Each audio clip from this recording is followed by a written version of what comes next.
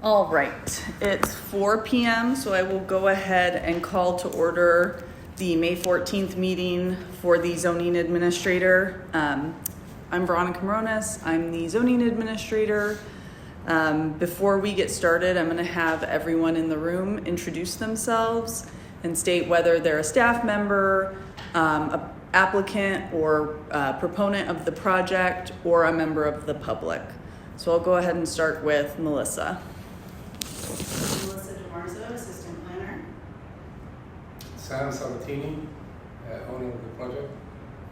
Bill Yan, I'm the engineer work / surveyor. I'm Heather. I'm just a public attendee. Garrett Smith, city planner here for the department. Tara Navarro, public attendant. Angel Estrada, witness. Okay, so we will go ahead and move on to the agenda for today's meeting. We have one public hearing item slotted. This is a 4-lot subdivision with associated grading exemptions located on North Tulip. So I will go ahead and turn it over to the staff member, Melissa, for a presentation. Good afternoon. My name is Melissa DeMarzo, assistant planner with the City of Escondido. Today I'll be presenting a request to subdivide 2 parcels totaling 1.38 acres into 4 lots with 5 grading exemptions in the R1 zone. The property is located to the south of West Valley Parkway, west of West Grand Avenue, north of Brennan Hills Place, east of North Yuba Street. Address is 209 North Tulip Street. The subdivision of the subject parcels into 4 lots was previously approved on February 21st, 2020. However, no extension of time was filed and the tentative parcel map subsequently expired. The applicant, William Yen, filed the present request on November 22nd, 2024, with changes to the proposed grading from the previous approval. Per the submitted plans, the proposed lots will meet all required development standards of Escondido Zoning Code Article 6 for the R1 zone, including minimum net lot sizes of 10,000 square feet and 80-foot minimum lot widths. The setbacks for the home will be 15 feet front, 5 and 10 feet respectively for sides, and 20 feet for the rear as shown in the conceptual pad locations.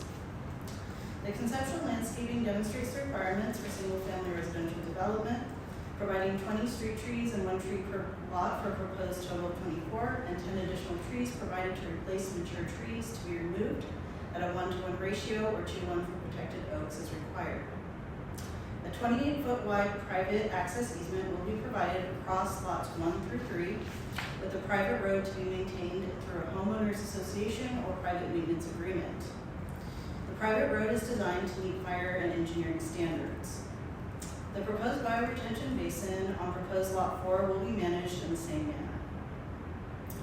Per Article 55, review by the zoning administrator is required for any fill slope within 50 feet of the property line that is in excess of 10 feet in height, and any fill slope beyond 50 feet of the property line that is in excess of 20 feet in height. Due to the slope of the site, the applicant is requesting 5 grading exemptions as shown in attachment 4 to the staff report. These requested fill slopes are 12 feet on parcel 1, 20 and 12 feet on parcel 2, 14 and 11 feet on parcel 3, all within 50 feet of the proposed property lines. For the proposed grading plan for the project, the elevation of the site ranges from 671 to approximately 740, and the proposed pad elevations range from 679.3 to 730.6. Proposed cut slopes are 2,600 cubic yards, and fill slopes are 2,800 cubic yards, meaning that 200 cubic yards of fill will be imported to the site. An approximately 5 foot 6 inch and 3 foot 5 inch retaining wall is proposed to the north of the access easement within lot 1 and on proposed lot 3 respectively as shown in attachment 2 to the report.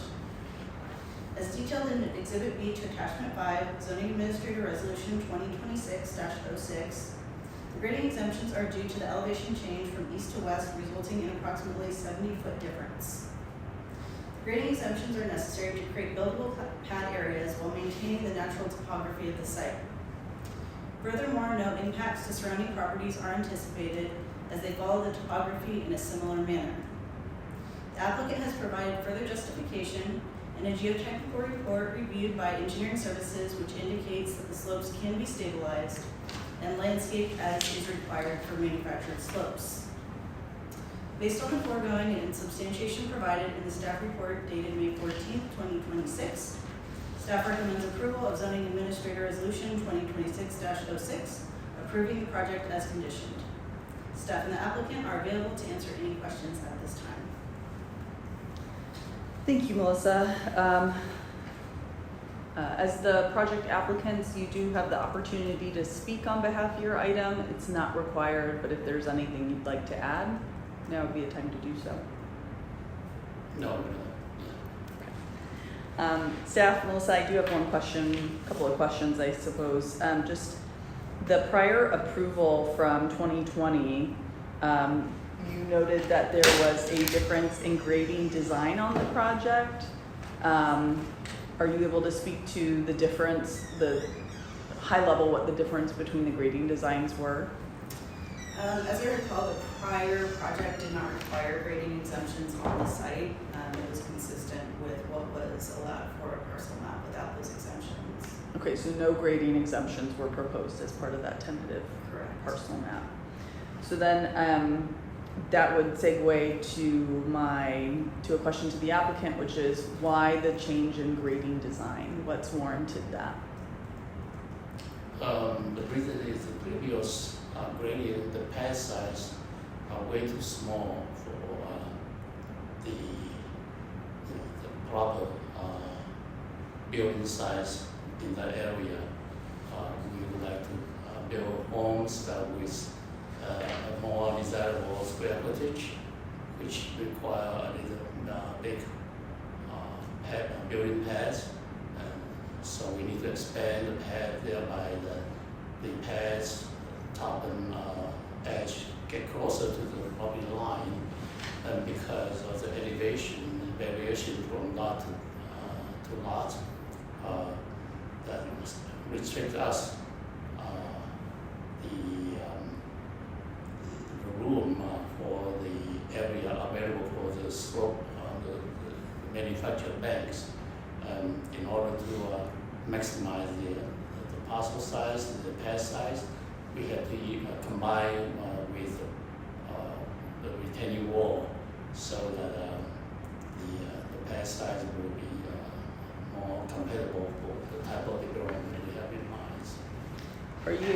Do you recall roughly what the pad size was for the lots on the prior approval versus now? Are we talking hundreds of square feet, thousands of square feet?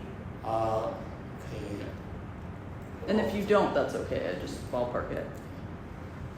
I don't recall. I just discussed with the owners, and they expressed their desire. They want to see a larger size pad.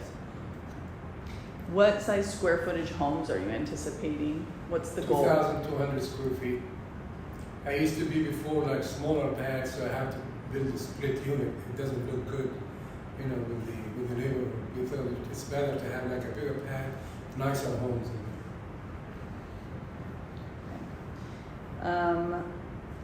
Question for the applicant. Have you reviewed all of your draft conditions of approval associated with the project? Oh yeah. Okay, and do you have any issues with any of the conditions as No. drafted? Okay. That's all of the questions I have of staff and the applicant at this time. Seeing as there are members of the public here, is a public hearing, so if there are members who would like to speak, you would have 3 minutes to publicly comment on the item. Is there anyone who would like to speak on this item? Yes, I live next door. So if you wouldn't mind just stating your full name Yep, and Tara Ann Navarro. Okay. You want my address? no, you don't have to. Okay. And then you'll have 3 minutes to speak. Okay. I'm just concerned where the retaining wall is gonna go. We have 2 oak trees down at the bottom. One is on your lot on 209 and one is on ours. We also have several eucalyptus trees that are along our property line. I would like to know, she had said that it's not gonna affect us, but like, is the retaining wall gonna be 50 feet from our fence line? Is it gonna be right next to it? How is the grading going to, I mean, like, we are literally right next door to you. So our windows to our main area is gonna be exposed to just everything that's going on. Retaining wall is in the middle, that's not in the room. The retaining wall. So before you speak to this, Oh, I I'm just sorry. want to let you know, it's not a question and answer forum, Oh, so you okay. would speak your full public comment. Oh, If there's anything else you want to Okay. speak for your full 3 minutes, or if oh, you're I good. see. Yeah. I've never been to one of these. That's before. okay, no problem. Yeah, so we've had building on the other side of the property. I've lived there for a very long time. And we had a big issue with the property line, and they cut down 7 of our trees. So I would like to preserve our fence and our trees as much as possible. I would like minimal impact to us, considering we are so close to you. I guess I can't picture where the front of your houses are going to be and where the retaining walls are going to be, so I'm just trying to, I guess, prepare, like, where, like, are the backyards going to be butted up to us? Is their driveway going to be right there? How is this going to affect? Because, like, I mean, our yard, where our main living space is right there. Like, I watched you put up the sign for the Yeah. hearing, so it affects us greatly because it's like we're right there. So You didn't? Oh, sorry. I guess that's all I have to say. I don't know. Is there anyone else who'd like to speak on this item? Yes. Okay, go ahead. So I'm Oh, actually. could you state your name again? Oh, Heather, and what did you say, Heather? And what? Just your full name. Heather Fournier. I'm the neighbor we've met before, and I have the same concern. I'm in the middle of selling my home and more or less here for informational purposes, as recommended by my realtor. But I did want to know, as far as how close to my retaining wall was everything gonna happen, and if there's ever been a land survey done, because I do have a fence, and I was wondering whose trees. I don't know if it's his property or my property, but who's responsible for this, so I could let the future buyers of my home know that what they're responsible for. So that's it. Thank you. So seeing as how there are no other members of the public present, I'll close the public hearing item. I am going to ask that staff address a couple of those questions. The first question is related to whether a survey was done for this project. Are you aware if the applicant provided a survey? Not off the top. What do you mean by survey? Topography? A legal survey of the property lines? Not yet, no. Okay. Then the second question is, in the event that, well, this doesn't have to be a question. I'll just opine a little bit for a minute. So the scope of the project proposed is only for the legal bounds of their property. So if there are trees or structures like fences on property that is not the subject property, then the applicant has no authority to go and affect those items. So if the parcel map today is approved, it would legalize the subdivision of the lot itself into 4 parcels and approve the grading exemptions conceptually for the design of the stepped down paths from Ubis down to Grand. The applicant would still be required to get subsequent permits through the city, one of which would be a grading permit to actually move earth and disturb earth. So I want to be clear that if the tentative map is granted today, it does not allow for earth movement to occur tomorrow or even next week or even next month. That being said, during that what we call final engineering process, there will be additional plans that the applicant has to submit. We don't have anyone from engineering here at the moment, so staff, Melissa, do you know if engineering requires a survey as part of their grading permit process? I'm not aware. Could you follow up with us and make sure that both members of the public today get a follow-up on that as well? So if you could both leave your email addresses or phone numbers with Melissa after the meeting, that would be really great, and we'll get follow-up with that. As far as structures located on property like a fence that typically kind of gets put at property line. It really comes down to a legal survey is required in order to establish where actual property line is. That's not something the city can tell you. It would be a private matter to determine where your legal property bound is and whether that tree or that fence is on your property or the project proponent's property. If that fence or that tree is located on property that is not the subject property at hand, then this does not grant them authority to go onto adjacent properties for any reason or disturb anything on those properties without authorization from those property owners. If those items are on their property, then they are able to disturb those things. Remove the trees subject to the city's tree preservation and replacement requirements and permitting requirements. No survey was prepared for the tentative map. Legal survey is what I'm hearing from the applicant's team. No. We done some survey, but we have not filed any official record of survey with the county, with forest office. But has a legal surveyor gone out and surveyed the site and provided any sort of like? No. Okay. So we'll follow up and find out whether our final engineering process will require that for the map and get that information to you both.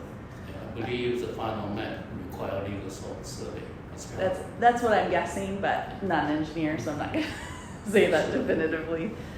As far as the concerns that you've heard from the adjacent property owners, is there any willingness from you to communicate with the property owners when it comes time to remove trees or make sure that there's a conversation had, just in terms of notification if the tree's on your property to let them know? Yeah, I saw the oak trees, right? We're not going to remove the oak trees. Yeah, because the oak trees are protected, right? Yeah, protected. We're not going to touch those. Yeah, because we have a few on our side.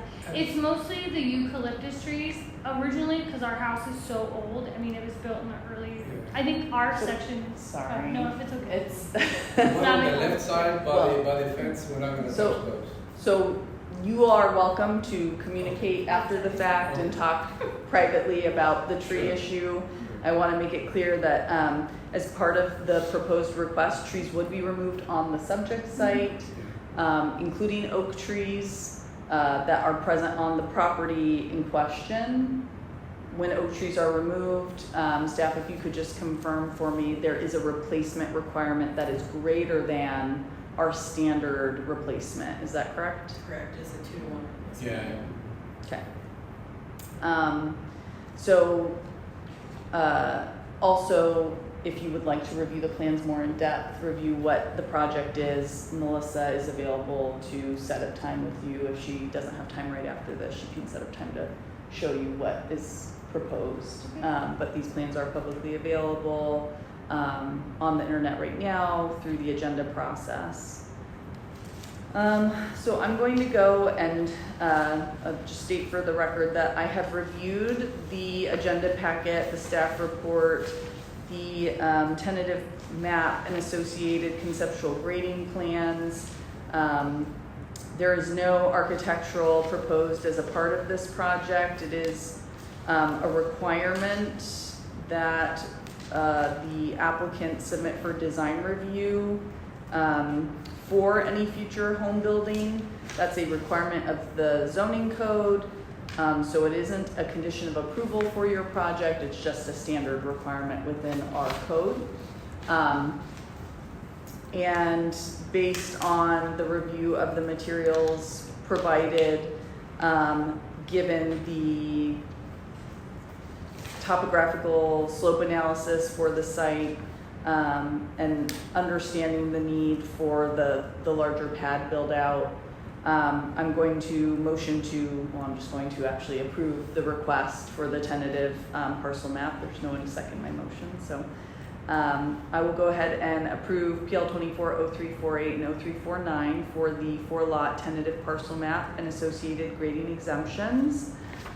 Please know that your project is, as conditioned, your project is subject to a 10-day appeal period. where members of the public or the city council could choose to appeal this decision to a higher body.